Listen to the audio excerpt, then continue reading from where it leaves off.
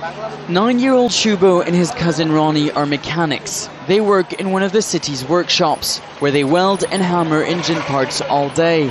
It's dirty, tough and dangerous. But Shubo takes pride in what he does.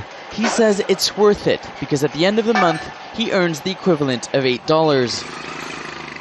I don't want to go to school. I have a job. I need to work. If me and my cousin stop working, then there will be no food for the family. And who is going to pay the rent? All of Shubo's earnings go to his mother. She uses the money to buy food, but Shubo and Ronnie's salary combined are not enough to sustain the family.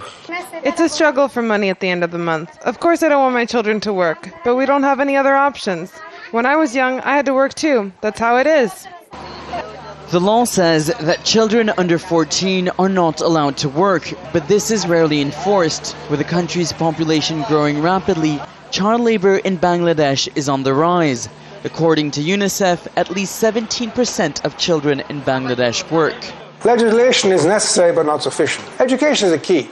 Education is the best antidote against child labor.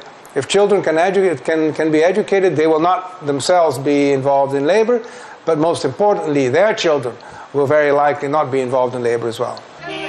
Even though primary education is free for all, nearly half of all children are living under the poverty line of $1 a day, many desperately seeking work. Children working are a common sight in Bangladesh. You find them in factories, in warehouses, and even homes. And according to UNICEF, 13% of the total workforce is made up of children, and 1.3 million of them are working in hazardous conditions.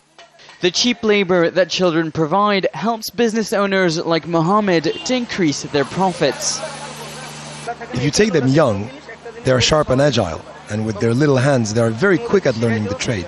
Fighting child labor is a major economic challenge for Bangladesh. In order for the impoverished nation to grow into a medium-sized economy, it needs skilled laborers. And unless more working children like Shubo and Ronnie go to school, the vicious cycle of poverty will persist. Nicholas Hawk, Al Jazeera, Dhaka.